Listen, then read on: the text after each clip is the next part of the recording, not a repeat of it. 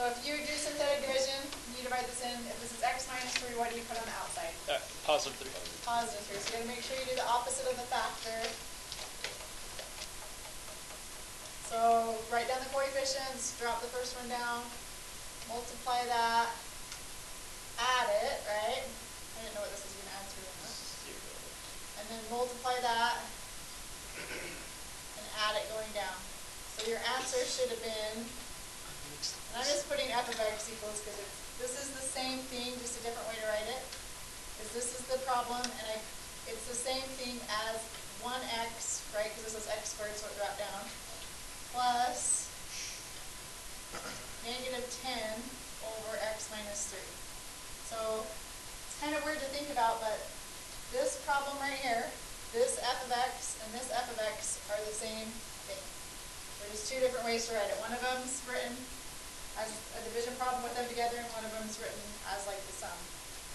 So if I wanted to graph this, so here's the part that's not the quiz. If I wanted to graph this, I would need to factor the top, x minus 5, x plus 2. So this is kind of your notes on this.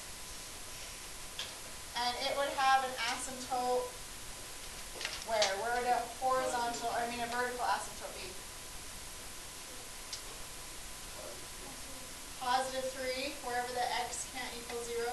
So right here, this has an asymptote right here. And then this is the thing that you have to realize. When I look at this, the graph of this and the graph of this one down here are the same. So in the middle right here, it's doing different stuff. But as you get farther and farther out and the x's get bigger, what's happening to this piece right here as the x's get bigger and bigger? It's a fraction. Yeah, it gets smaller and smaller. It's a fraction with a big number. So this is pretty much going to 0 at the end. It's almost 0 if I go out to like even 50. Well, even let's just say 300. I have negative 10 over 200 and something. So this is going towards 0. So this right here, whatever line you get right here, this is going to be your asymptote. So if you divide it in and you get a line, that's your asymptote. So this one, if I were to draw an asymptote at y equals x, this one happens to be an easy one to draw because the slope's 1.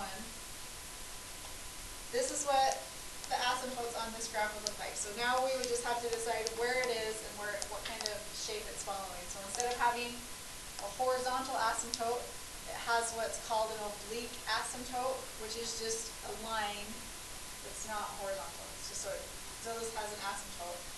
So let's plug this into our calculator and kind of see what it looks like so we can plot a couple of points.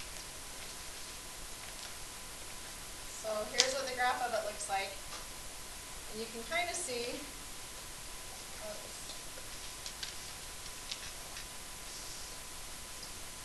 it has an asymptote at 3, so it's coming right here.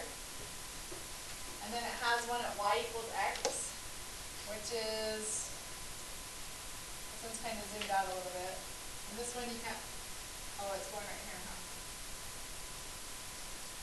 So you see how this piece follows along this part of the line, and then this piece right here goes up, and then it follows along that part of the line.